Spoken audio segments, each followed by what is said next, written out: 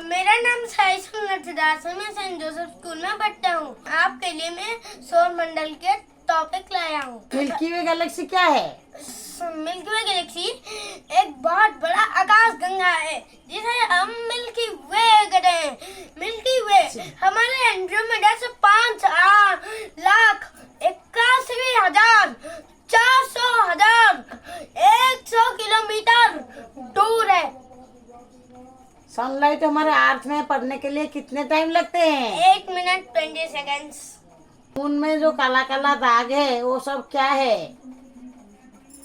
तो एस्टेरॉयड पड़ने से वो काला काला दाग हुआ है।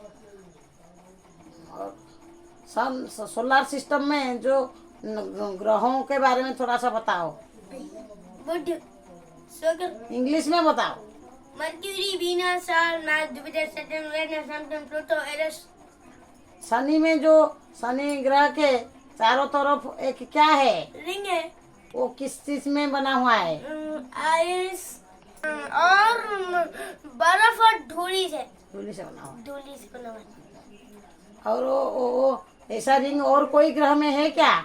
हाँ, यूरेनस पर है। यूरेनस पर है। और हमारा टेरेस्ट्रियल प्लैनेट क्या क्या है? नेपच्यून पर भी एक रिंग है। नेपच्यून पर भी रिंग है। टेरेस्ट्रियल प्लैनेट क्या है? Mercury, Venus, Earth, Mars, Jupiter, Saturn gas giant है। यूरेनस, नेपच्यून आइस जाइंट है और प्लूटो एक टेरेस्ट्रियल प्लैनेट है। कुछ बताओ।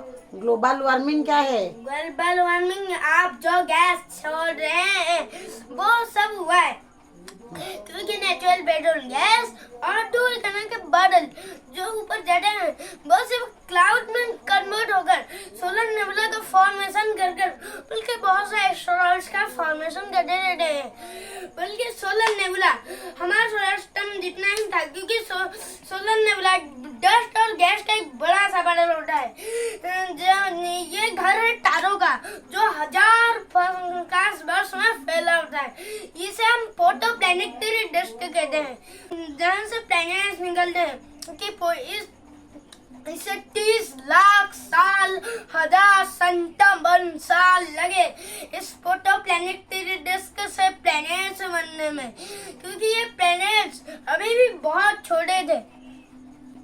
ग्लोबल वार्मिंग के बारे में थोड़ा सा बता दीजिए। क्योंकि जो global warming natural petrol gas, पूजा के धुआं और दूसरे खाना बनाने का धुआं ये सब ऊपर जाते हैं और हमारे टेम्परेचर को बढ़ाते रहते हैं।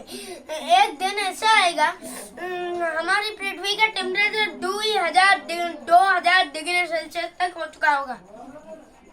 ग्लोबल वार्मिंग को कम करने के लिए हमको क्या करना पड़ेगा? प्लांट लगाना पड़ेगा। Thank you.